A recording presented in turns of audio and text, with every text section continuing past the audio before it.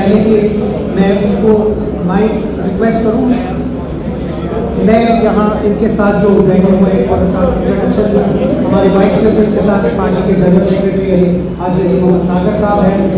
इस पार्टी इस मैनिफेस्टो के चेयरमैन जो है सीनियर लीडर अब्दुल लाटर साहब हैं। हमारे जम्मू से आए हुए एडिशनल जनरल सेक्रेटरी अजीत सदोत्रा साहब हैं।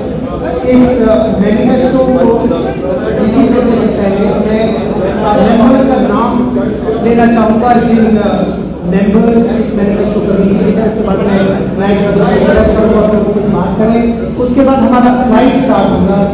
स्लाइड्स एक एक करके हम आपको दिखाएंगे, उसको एक्सप्लेन करेंगे जो मेरी हमारा गारंटीज है।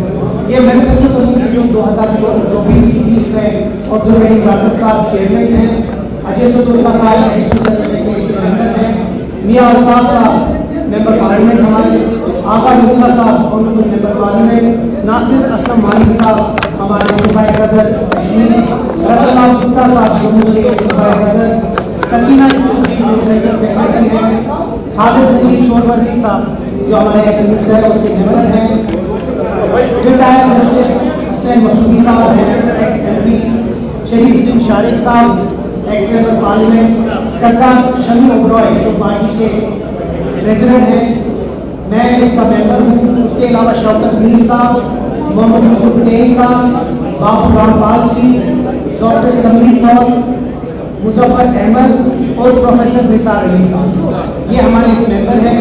अब मैं रिक्वेस्ट करूँगा हमारे नायब सदर और बिला साहब को अपने ओपनिंग रिमार्क्स दें, उसके बाद हम डिसाइड करेंगे। सबसे पहले तो मैं आप सब मीडिया के दोस्तों का शुक्रगुजार हूं कि आप आज हमारे इस प्रेस कॉन्फ्रेंस में शिरकत करने आए।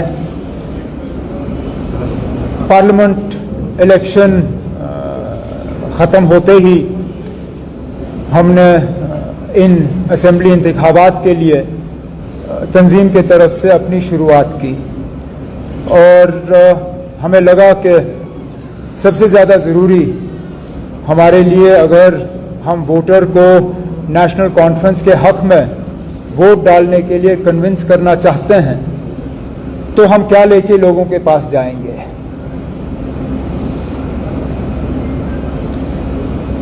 सदर नेशनल कॉन्फ्रेंस जनाब फारूक अब्दुल्ला साहब ने ये जिम्मेदारी जनाब अब्दुल रहीम राठौर साहब जो हमारे सबसे सीनियर साथियों में गिने जाते हैं, जिन्होंने न सिर्फ तंजीम में एक बहुत अहम रोल अदा किया है, बल्कि कई साल जम्मू कश्मीर के फाइनेंस मिनिस्टर के तौर पे भी काम किया है। जब कभी पार्टी को कोई डॉक्यूमेंट या कोई इस तरह का काम करना होता है तो कहीं ना कहीं राठौर साहब को हम उसके साथ जोड़ने का काम करते हैं। इस बार भी जब मंशूर तैयार करने की बात आई तो फारूक अब्दुल्ला साहब ने राठौर साहब को ये जिम्मेदारी दी और उन पे छोड़ा कि वो कमेटी में किन किन को शामिल करना चाहेंगे। कमेटी में जिस तरह तनवीर ने अभी कहा, कई सारे नेशनल कॉन्फ्रेंस के साथी जो हैं इस कमेटी के साथ जुड़े रहे। इसके साथ साथ प्रोफेसर निसार साहब भी, उन्होंने भी हमारी इसमें बहुत मदद की। लेकिन जिनके नाम लिए गए उन्होंने तो मदद की, लेकिन कई सारे ऐसे भी नेशनल कॉन्फ्रेंस के लोग हैं जिनका एक रोल इसमें रहा, जिनके नाम हम वक्त बचाने के लिए हम ले भी नहीं पाएंगे, लेकिन वो जानते हैं और हम जानते हैं कि उनका इसमें कितना कंट्रीब्यूशन रहा है। और मैं अपने तरफ से, चेयरमैन साहब के तरफ से, बाकी मेंबरों के तरफ से उनका भी इस रिपोर्ट के लिए शुक्रिया करना चाहता हूं। चाहे वो डिज़ाइनिंग में उन्होंने मदद की, ग्राफिक्स में मदद की, इसके प्रूफ रीडिंग में मदद की, इसके प्रिंटिंग में मदद की, जहां जहां उनकी मदद हमें हासिल हुई उसके लिए मैं उनका शुक्रगुजार हूं। ये मैनिफेस्टो राठौर साहब ने दफ्तर में बैठ के तैयार नहीं किया। ये सिर्फ नेशनल कॉन्फ्रेंस का काम नहीं है। जिम्मेदारी संभालने के बाद राठौर साहब का पहला कदम था अपने टीम को बुला के उनसे मशवरा करके हमने जम्मू कश्मीर के आवाम से बात की। हमने उनसे कहा कि हमारे मंशूर में वो क्या देखना चाहेंगे। नेशनल कॉन्फ्रेंस की तरफ से उनको कौन से वादे ऐसे चाहिए जिनसे उनको लगता है कि उनकी रोज़मर्रा की ज़िंदगी में एक तब्दीली आएगी, एक बेहतरी आएगी। जो पिछले कई सालों से हम मुश्किलात का सामना कर रहे हैं, उस मुश्किलात का हल कहाँ से हो सकता है। और जब राथर साहब और कमेटी के मेंबरों ने लोगों को ईमेल के ज़रिए और मैसेज के ज़रिए अपने सजेशंस भेजने पे जो है उन्हें एक दावत दी, तो हम उम्मीद कर रहे थे कि 5, 10, 15, ज़्यादा से ज़्यादा 20 लोग जो हैं इसमें मेहनत करेंगे। और आम तौर पे अगर लोग इसमें जवाब अगर देंगे भी तो वो एक नॉन सीरियस उनका रवैया होगा। हम हैरान हुए, जम्मू कश्मीर का कोई ऐसा कोना नहीं है जहां से लोगों ने रिस्पांस नहीं भेजा। और 1000 से ज़्यादा होंगे डॉक्टर साहब, हजारों में emails, messages, letters national conference के दफ्तर में राथर साहब को एड्रेस हुए। और जिन्होंने अपना कीमती वक्त इस्तेमाल करके अपने सजेशंस हमें भेजे, पहले तो मैं उनका शुक्रगुजार हूं। और मैं उनको ये कहना चाहता हूं कि एक भी ऐसी ईमेल, चिट्ठी या मैसेज नहीं है जिसको राथर साहब और उनके साथियों ने पढ़ा ना हो। हर किसी मैसेज को पढ़ा गया, हर किसी मैसेज को जो है हमने फिर डिस्कशन के लिए रखा और कोशिश की गई कि जहाँ जहाँ से हमें वो सुझाव मिले, वहाँ जहाँ से हमें वो बातें सामने आईं जिससे कि हमें लगा कि जम्मू कश्मीर और जम्मू कश्मीर के आवाम को फ़ायदा होगा, हमने उस चीज़ को मंशूर में शामिल करने की कोशिश की। ये सिर्फ इलेक्शन के लिए डॉक्यूमेंट नहीं है। जब आप इसको पढ़ेंगे, जब आप इसको देखेंगे, जब तफसील में आप इसको देखें तो आप ये शायद समझ जाएंगे, जो मैं समझता हूँ, कि ये पूरी तरह से एक एजेंडा फॉर गवर्नेंस है। ये 5 साल का एक रोड मैप हम खींच रहे हैं, जो कि इसको पूरा करने पे वाकई जम्मू कश्मीर में एक तब्दीली, एक बदलाव आएगा। बदलाव की बात तो इससे पहले बहुतों ने की, लेकिन धोखा देने के अलावा हमें कुछ नहीं मिला। राथर साहब और इनके साथियों को अगर सदर मोहतरम ने एक बात कही, वो सिर्फ ये थी कि आप वादे वो करिए जो आप कल जाके मुकम्मल कर पाओगे। अब हमारे बाद और भी पार्टियां हैं, वो भी अपने मंशूर जो हैं लोगों के सामने पेश करेंगे। जाहिर सी बात है कि कुछ उनमें से ऐसे भी होंगे जो हमसे बढ़ चढ़ के वादे करेंगे। और मैं यहाँ तक कह सकता हूँ कि वो पार्टियाँ जो कल हुकूमत बनाने की उम्मीद रख भी नहीं सकते, उनके लिए बड़े वादे करना कोई मुश्किल बात है नहीं, क्योंकि जिन लोगों को मालूम है कि वो कल हुकूमत में आएंगे नहीं, वो कुछ भी कह सकते हैं। लेकिन हम लोग जो ये उम्मीद कर रहे हैं कि कल को हमें लोगों के वोट हासिल होंगे, कल को अक्टूबर में जब नतीजे आएंगे तो नेशनल कॉन्फ्रेंस की कामयाबी होगी, हमारे लिए गैर जिम्मेदाराना तौर जो है लोगों से वादे करना या इस तरह के वादे करना जिनको कल हम पूरा ना कर पाएं, वो लोगों के साथ खिलवाड़ होगा, लोगों के साथ मजाक होगा, लोगों के साथ धोखा होगा, और हम उस चीज़ के लिए तैयार नहीं हैं।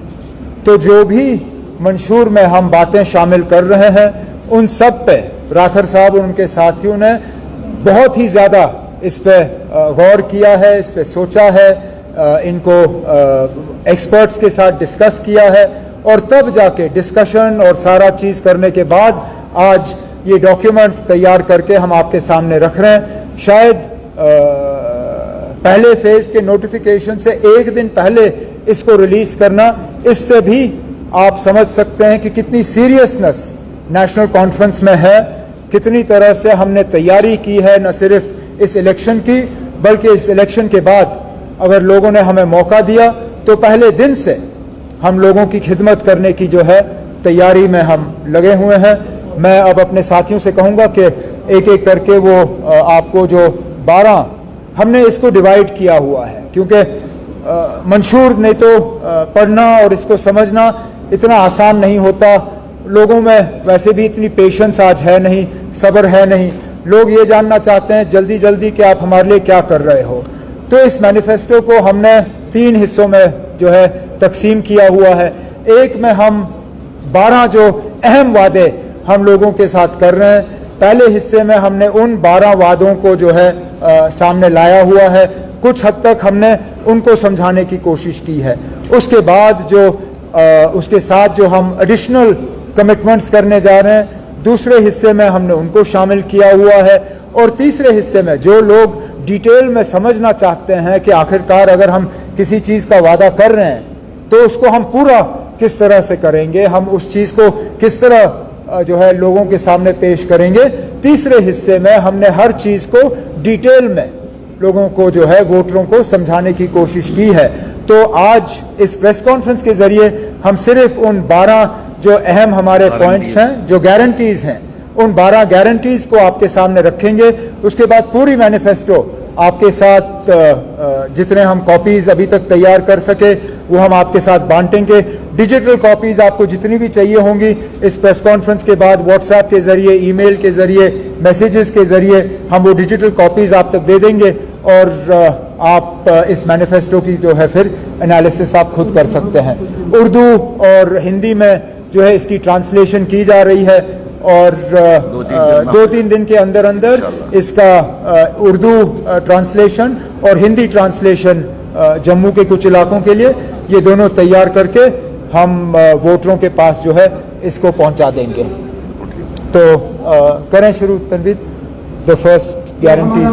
ओपनिंग पेज होगा जो मैनिफेस्टो का है, उसके बाद just come to the 12 guarantees.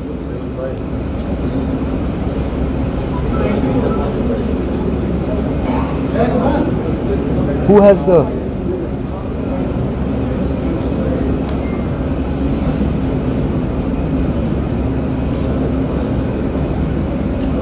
ये हमारा जो पहला पेज है उसमें इंडेक्स्ड है। इसमें पूरा हमारा जो हमारा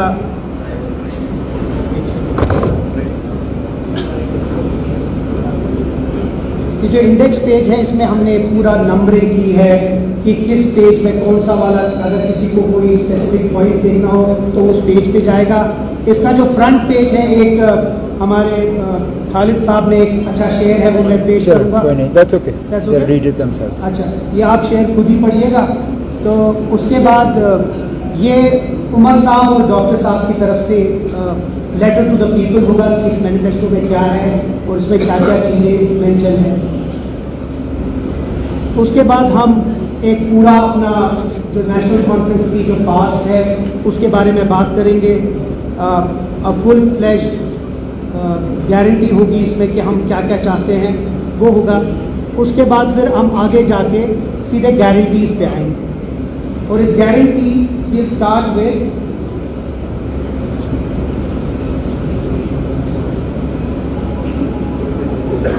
restoration of our political and legal status.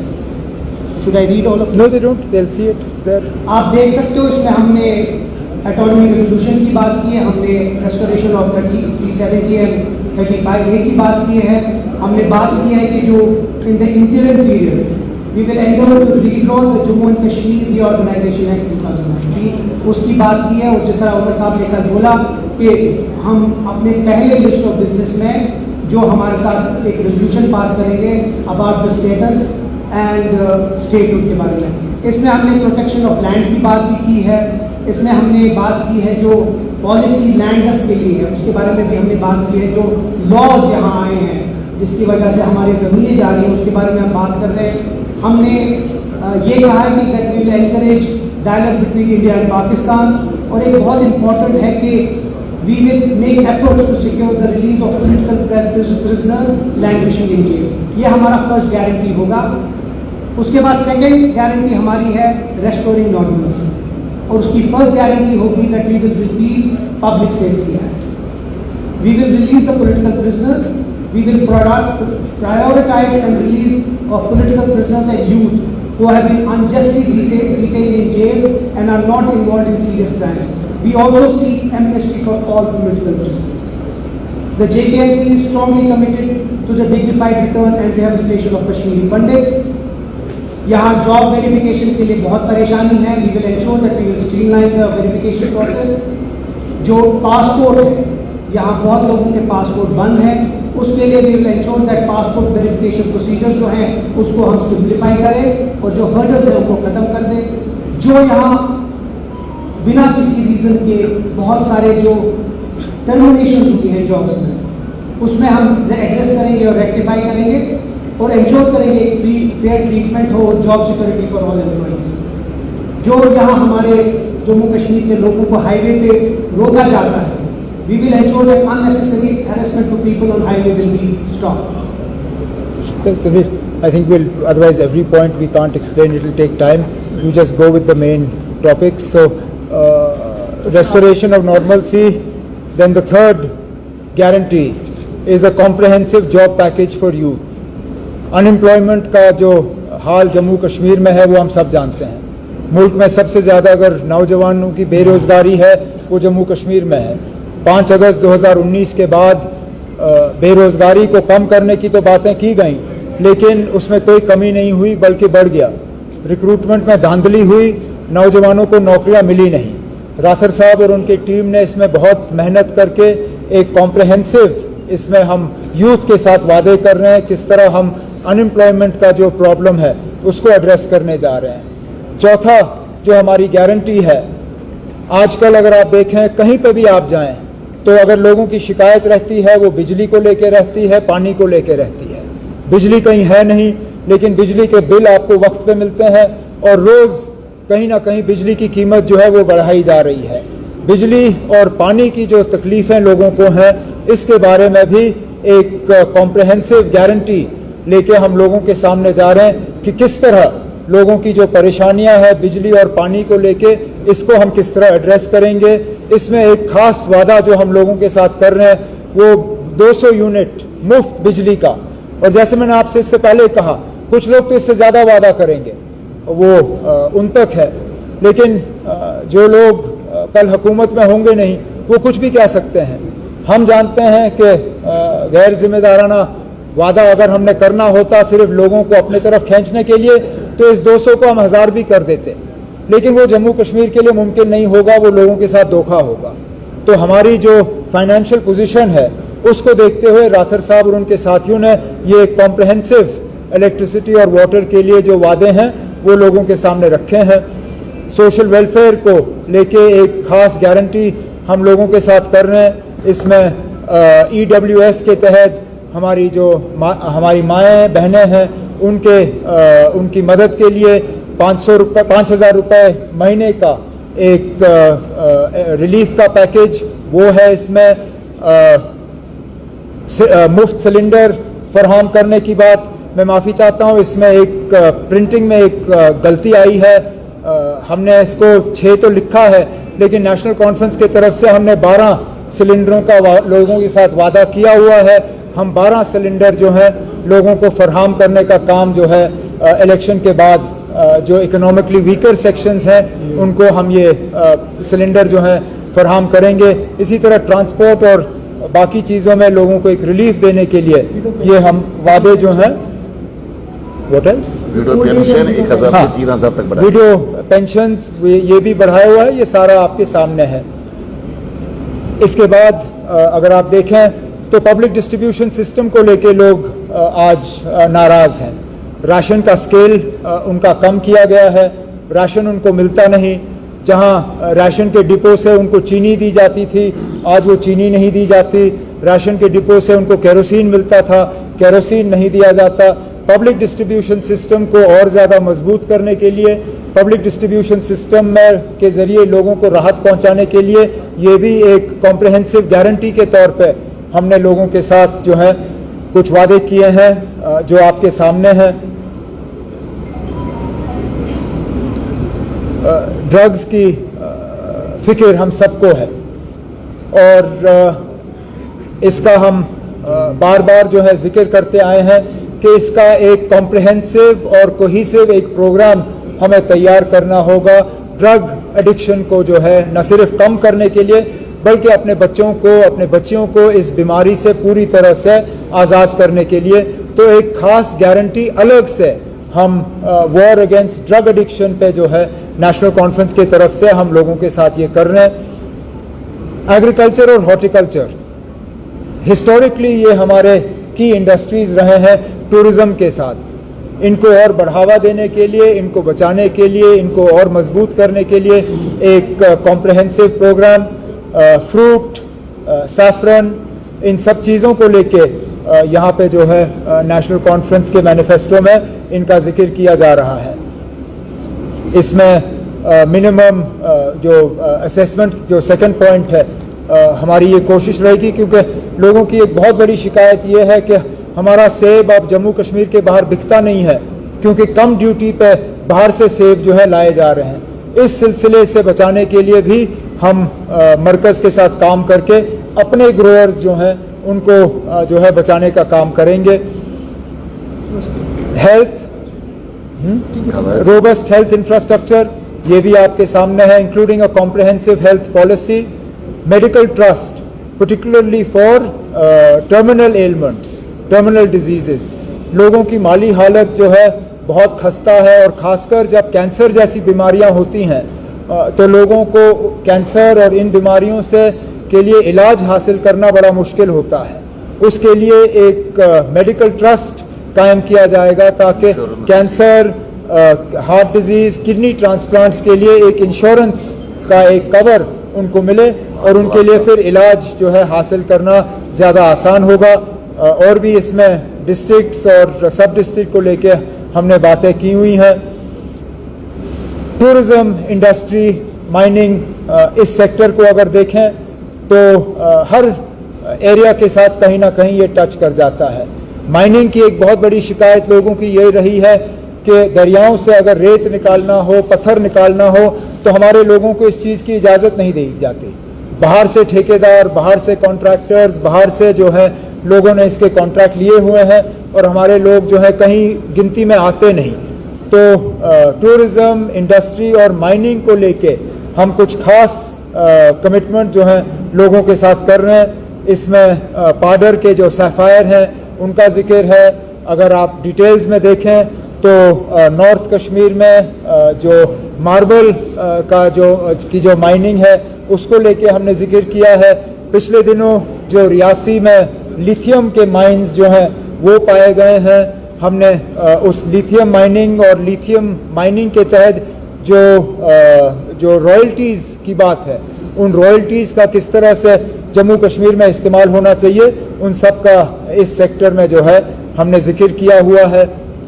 इसके बाद तालीम को अगर हम लेके बात करें तो एक कॉम्प्रहेंसिव पैकेज तालीम को लेके वो आपके सामने है।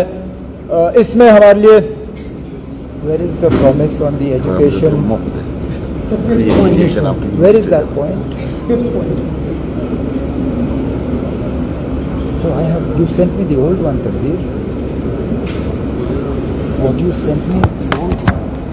No, where's the free education in this? आप कह सकते हैं इसमें अच्छा, इसमें नहीं है। You, this is.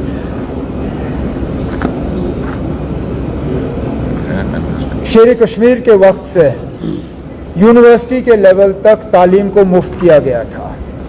Aahista Aahista Aahista इसको काट के मुफ्त तालीम अब लगभग उन्होंने जम्मू कश्मीर से जो है हटा दिया है। नेशनल कॉन्फ्रेंस ने अपने मंशूर में, हालांकि इसका इसमें जिक्र हुआ नहीं है, इनसे थोड़ी सी चूक हो गई है, नेशनल कॉन्फ्रेंस के तरफ से मैनिफेस्टो में हमने दोबारा कॉलेज के लेवल तक मेल स्टूडेंट्स के लिए और पोस्ट ग्रेजुएट लेवल, डॉक्टर साहब, यूनिवर्सिटी के लेवल तक दोबारा मुफ्त तालीम जो है यहाँ के बच्चियों को फरहम करने का वादा नेशनल कॉन्फ्रेंस के तरफ से किया गया है, ताकि बच्चियों को तालीम हासिल करने में किसी तरह की कोई परेशानी ना हो।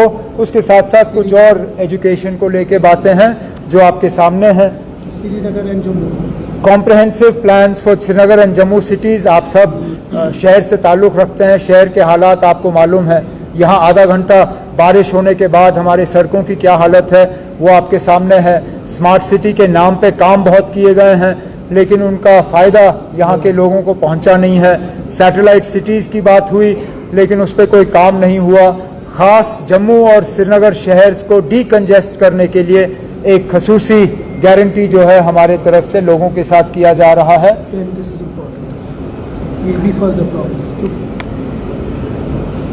I will put it on. Further promises मैं इनको पढ़ने का काम अभी करूंगा नहीं, वो जब आपके पास ये डॉक्यूमेंट जो है हम आपको दे देंगे, वो आप उस टाइम देख लीजिएगा। और मैनिफेस्टो इन डिटेल बाकी जो हैं वो पॉइंट्स वहाँ पे आपके पास आ जाएंगे। हमारे तरफ से कमेटी के तरफ से कोशिश की गई है कि कोई ऐसा सेक्टर ना हो जिसको टच ना किया गया हो, कोई पॉपुलेशन ग्रुप ऐसा ना हो जिसके साथ पिछले कई सालों से नाइंसाफ़ी जो की गई है, उस नाइंसाफ़ी को दूर करने की बात हमारे तरफ से ना की गई हो।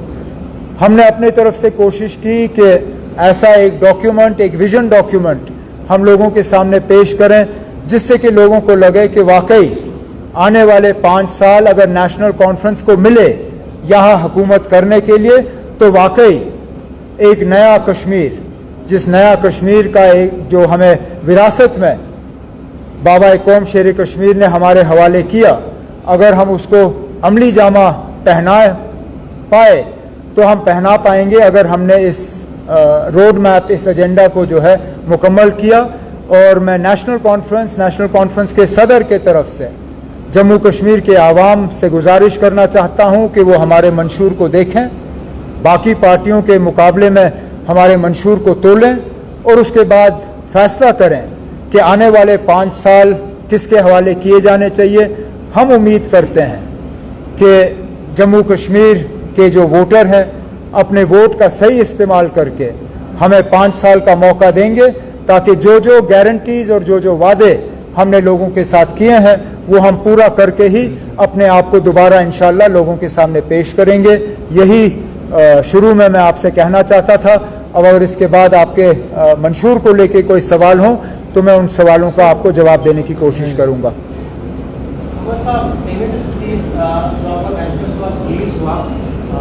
जो भी पार्टी यहाँ से जीतेगी, it would be a disempowered assembly. How do you see these promises making to the people happening into the realities?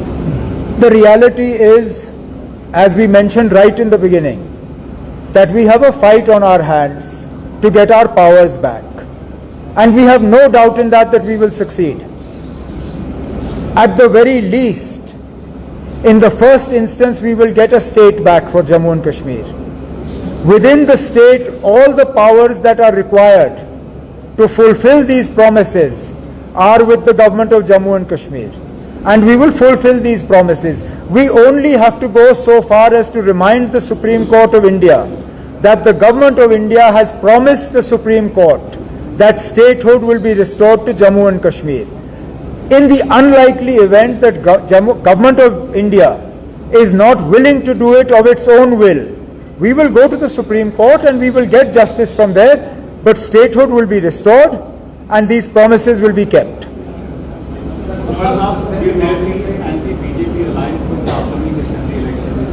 देखिए ना, कांग्रेस के साथ हमारी बात शुरू होने जा रही है। कहां तक हम उसमें कामयाब होंगे मैं अभी कह नहीं सकता हूं, क्योंकि बातचीत अभी शुरू हुई नहीं। बातचीत होने दीजिए, उसके बाद हम देखते हैं हम कहां तक उसको पहुंचा पाएंगे।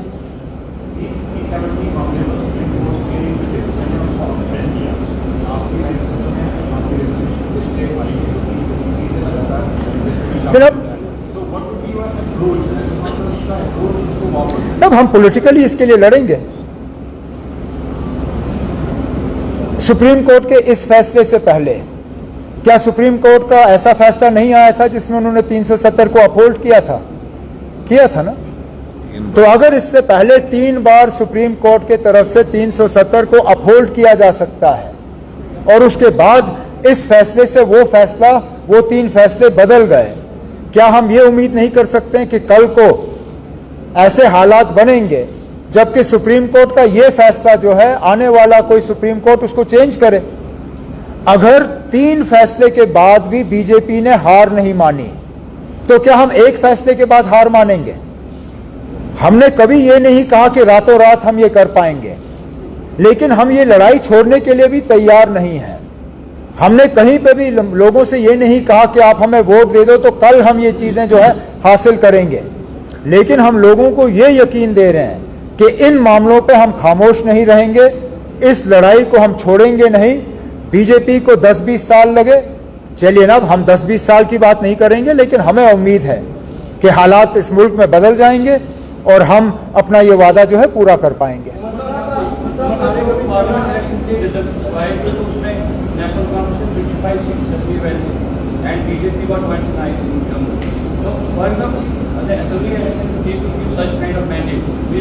देखिए ना, आप क्यों स्पेकुलेशन में जा रहे हो ना? आप 4 अक्टूबर तक वेट करिए। हमें नहीं लगता है ना कि बीजेपी की वो पोजीशन है जो आपको लग रही है, और वो 35 सीटें जो आप गिन रहे हो, आप भूल रहे हो कि हम सिर्फ 2 पार्लियामेंट सीट जीते, 2 पे हम लड़े ही नहीं और 1 पे हम हारे। अगर 1 हारने और 2 ना जीतने पे भी हम 35 सीट जीते तो हमारी पोजीशन ठीक ठाक है ना। आप क्यों हमें बीजेपी की तरफ खींच रहे हो? हमें उस तरफ जाने की जरूरत भी नहीं पड़ेगी, ना हम उस तरफ जाने पे सोच रहे हैं।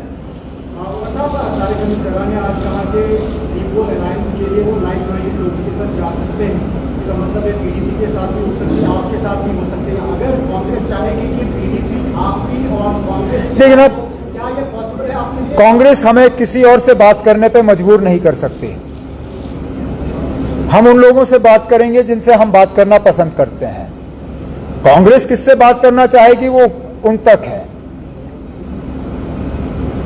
हमारी अभी कांग्रेस से कोई बात अभी शुरू हुई नहीं है, हमें बात करने दीजिए कांग्रेस के साथ। कांग्रेस ने अभी तक हमसे पीडीपी के बारे में कोई बात नहीं की और हमने कांग्रेस में हाईएस्ट लेवल पे बात की है। अब तारिक हमीद करा साहब ने ये किस अंदाज में बात की मैं कह नहीं सकता हूं। अब मैं कौन होता हूं उनसे कहने के लिए कि आप लाइक माइंडेड से मत करिए, लेकिन वो जिनसे बात करना चाहे वो करें, हम जिनसे बात करना चाहेंगे हम भी करेंगे। हम कब कहते हैं कि हम लाइक माइंडेड पार्टी से बात नहीं कर रहे हैं? हम भी लाइक माइंडेड पार्टी से बात कर रहे हैं। लेकिन अगर आप मुझसे पूछोगे कि वो लाइक माइंडेड पार्टीज कौन कौन है, मैं अभी उनका नाम लेने के लिए तैयार नहीं हूं। अब आज हम मंशूर पे ही बात करें तो लिस्ट जब हमें कैंडिडेट्स का निकालना होगा उस टाइम उस पर बात करेंगे।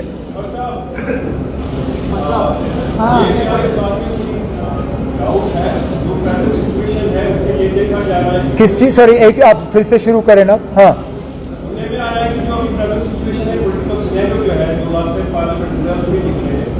उसके हिसाब से कहा जाता है कि जम्मू जो है वो कांग्रेस में अपोज होगा और कश्मीर में नेशनल कॉन्फ्रेंस का होगा, तो ये गवर्नमेंट लाजमी तौर पर एनसी और कांग्रेस के दरमियान। देखिए ना, मैं माफी चाहता हूं लेकिन मैं इन चीजों में अब कोई भरोसा नहीं रखता हूं। वोट गिनने के वक्त तक आप में से बहुत सारे ऐसे थे जो कह रहे थे कि मैं बारामूला से जीता हुआ हूं। लंच टाइम तक आप में से कुछ ऐसे थे जो मुझे फूंक भरने की कोशिश कर रहे थे कि कोई बात नहीं, जब अभी आपके मशीन गिनने शुरू हो जाएंगे। मैंने इलेक्शन हार तस्लीम करके इंजीनियर को मुबारक भी दी थी और कुछ लोग मुझे कह रहे थे कि अभी इंतजार करो, अभी भी मौका है।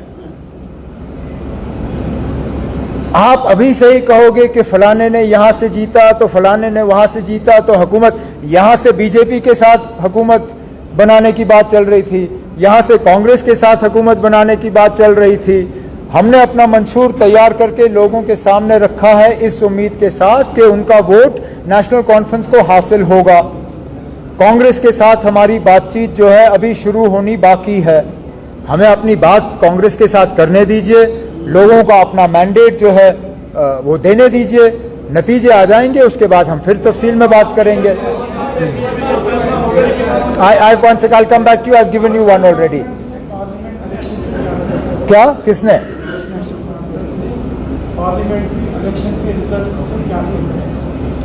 हमने पार्लियामेंट इलेक्शन से ये सीखा कि हम इतने गए गुजरे नहीं है जितना शायद पिछले सालों में कुछ लोगों ने दिखाने की कोशिश की होगी, लेकिन हमने ये भी सीखा कि आखिरी मरहले तक किसी भी चीज़ को फॉर ग्रांटेड नहीं लिया जा सकता और इंडिपेंडेंट उम्मीदवार जो हैं वो कभी कभार बहुत ज़्यादा खतरनाक साबित हो सकते हैं। ये भी हमने सीखा है।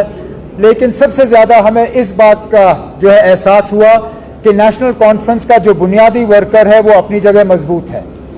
अगर आप नॉर्थ कश्मीर की भी बात करें, हालांकि हम हारे, नेशनल कॉन्फ्रेंस का जो बुनियादी वोट है वो इंटैक्ट रहा, बाकी पार्टियां बिखर गईं। मेरे खिलाफ जो इलेक्शन उस वक्त दावा जीत की कर रहा था, अगर उसको बीजेपी ने माइग्रेंट वोट नहीं दिलाया होता, वो अपनी जमानत छोड़ गया होता। हम तो कम से कम अगर हारे तो इज्जत से हारे, बेइज्जत होके नहीं हारे। इतना तो हमने सीखा।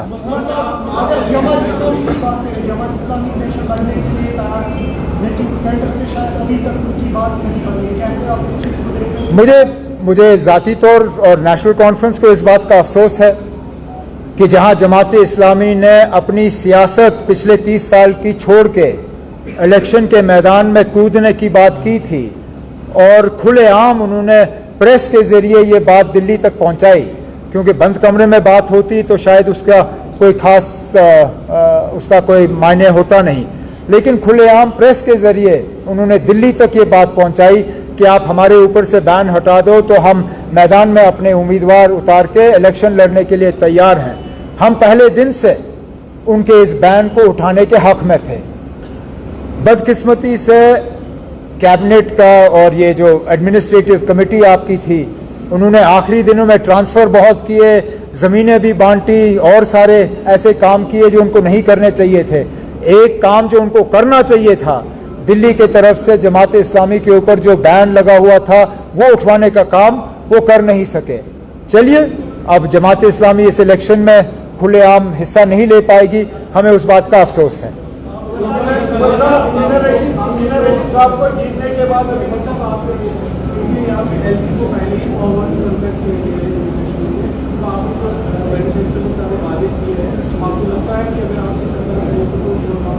देखना, कई सारे ऐसे वादे हैं जो यूटी में भी हम इन पे काम कर सकते हैं, लेकिन जैसे पहले सवाल के जवाब में मैंने कहा, हम अगर वो अपनी मर्जी से हमें स्टेटहुड नहीं देते तो हम लड़ झगड़ के स्टेटहुड अपना वापस हासिल कर लेंगे, और वापस हासिल करने के बाद जितने हमारे वादे हैं लोगों के साथ वो हम उनको पूरा कर लेंगे।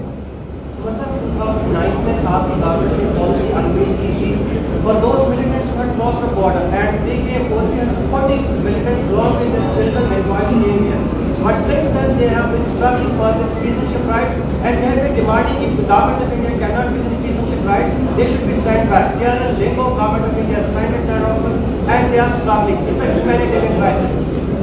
Your manifesto, is there anything in your manifesto to offer? If there isn't, when government comes, it is definitely something that will be looked at. Okay? चले, शुक्रिया। Release.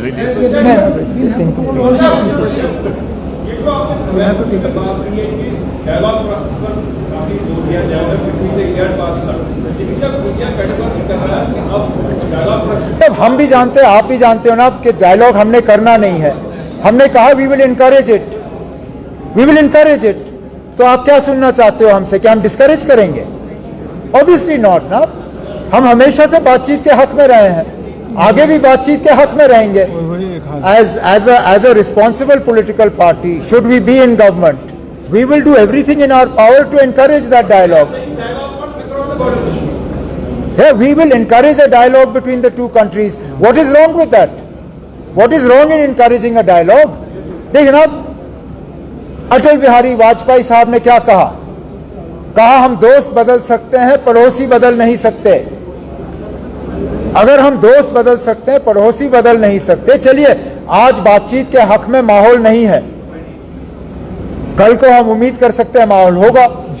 और मैंने हर बार कहा है कि माहौल कायम करना ये सिर्फ हमारे मुल्क की जिम्मेदारी नहीं है, बातचीत के लिए माहौल कायम करना ये पाकिस्तान की भी जिम्मेदारी है। लेकिन हम अपने तरफ से बातचीत के लिए जो है हम इसके हक में रहेंगे, हम इसके हक में थे और रहेंगे। इसमें किसको एतराज हो सकता है?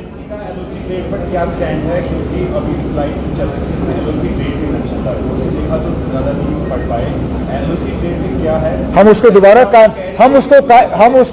कायम हो तो हम LOC ट्रेड और इन सब चीजों को जो वाजपेयी साहब और मनमोहन सिंह साहब की देन थी जम्मू कश्मीर को, जो CBM के तौर पे हमें दिए गए थे, हम चाहते हैं कि वो दोबारा हमें वापस हासिल हो।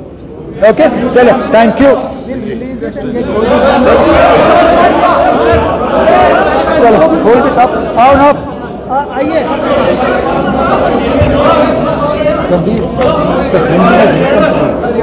अभी एक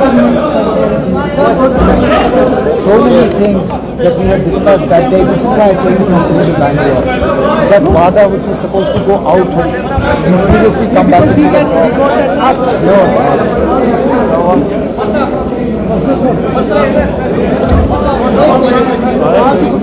सब आ रहे? सकीना जी इधर आ जाओ। सकीना इस तरफ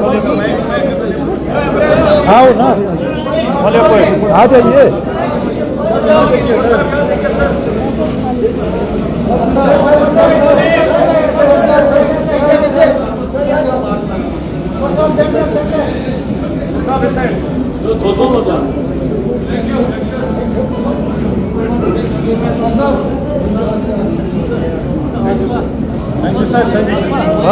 बहुत बहुत शुक्रिया आपको, हम इसका ईमेल भेज देंगे।